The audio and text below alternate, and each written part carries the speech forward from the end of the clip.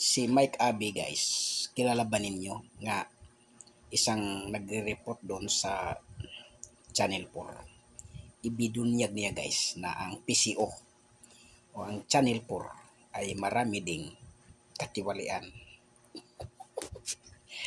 Panoorin niya ang video guys. Marami daw kurap sa Channel 4 guys.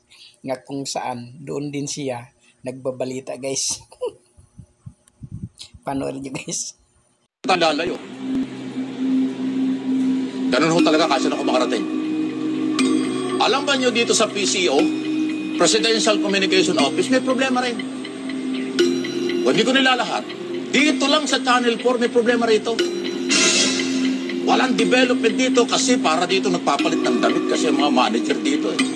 Every 3 months, every 4 months nagpapalit ng manager. Kaya walang nagagawa, walang development. Pero may pondo, may budget. Nasaan ang budget? Tumigil kayo ha.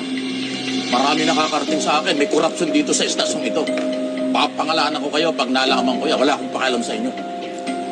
Kaya good morning, Secretary Dave Gomez. Sir, gumalaw-galaw ka naman. Puntahan mo ang mga opisina nasa ilalim ng PCO.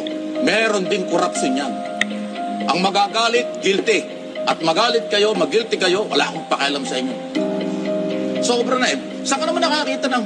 Ako, sandali. Gusto nyo bukahin ko na?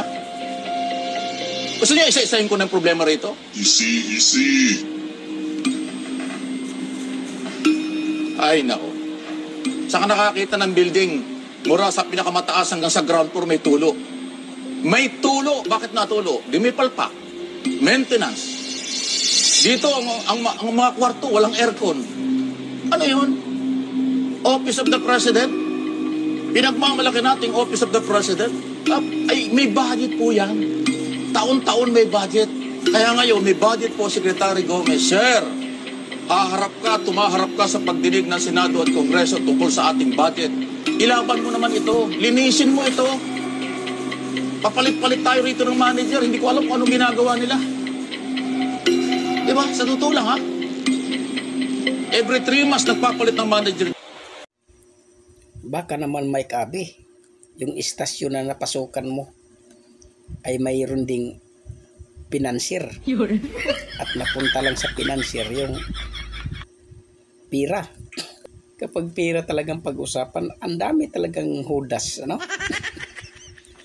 Ang administrasyon nito ay ginagawa lang ng gatasan ng pira. Ha? Yun lang ang aking masasabi.